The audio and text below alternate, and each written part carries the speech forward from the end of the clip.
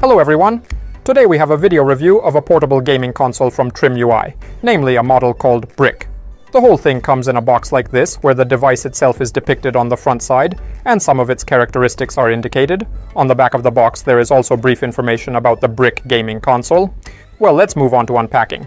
We open the box. Here we are immediately greeted by a 256GB SD card in my case, but you can buy one with a smaller number of gigabytes if you do not need that amount.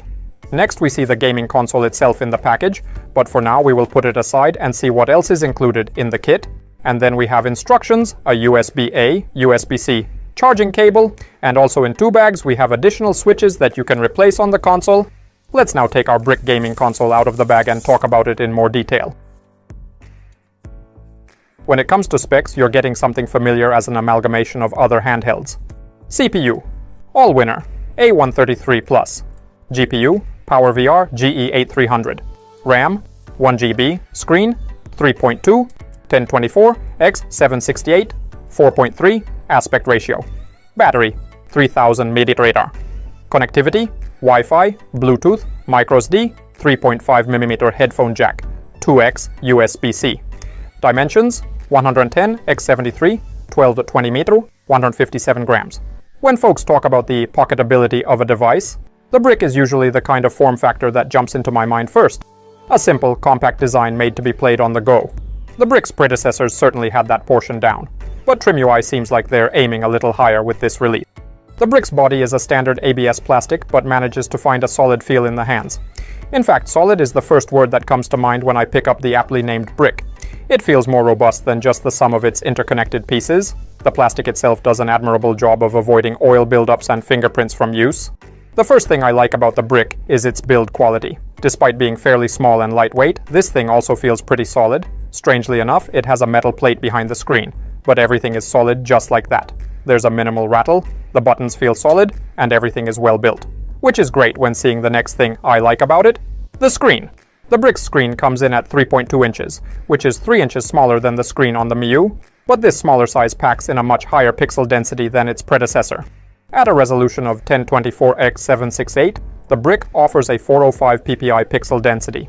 The screen was vibrant and sharp and perfect for small form factor entertainment on the go. The Brick takes what I loved about that experience and elevates it to the next level. The general experience once up and running is nice as well. Everything feels cohesive, and it makes me excited for CrossMix OS next. I do know there are builds for MIUI as well, and if that's the path you want to take, this may be the perfect small vertical for that as well. The Brick is all about simplicity being executed at a high level, and the controls on the Brick are no exception. If you are looking for something with hall sticks and analog triggers, you're obviously going to be barking up the wrong tree, but if you need a Game Boy clone, this should provide the perfect experience for the games that came before the era of analog.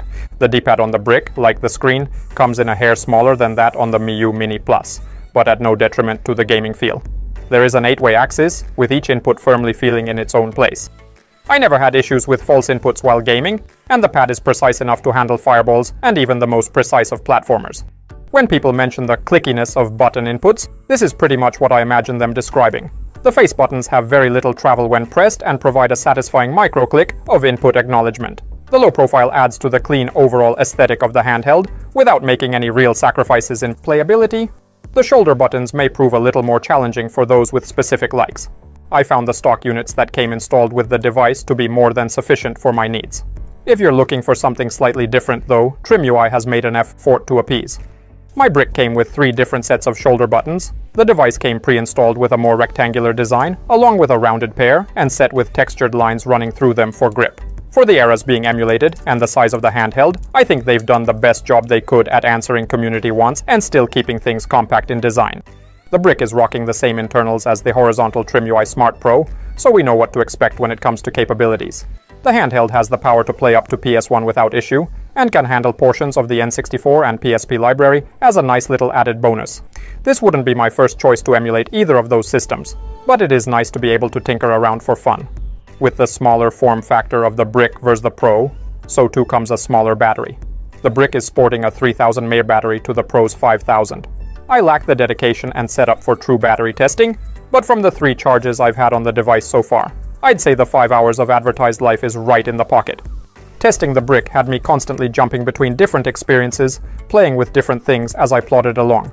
This is to say that the device was being used for about 30-90-minute stretches at a time over the course of a day. The standby feature seems to work great out of the box, and battery drain while sleeping proved to be minimal. The TRIMUI stock OS is entirely functional, but flawed when compared to the CFW options that are already available for the Smart Pro.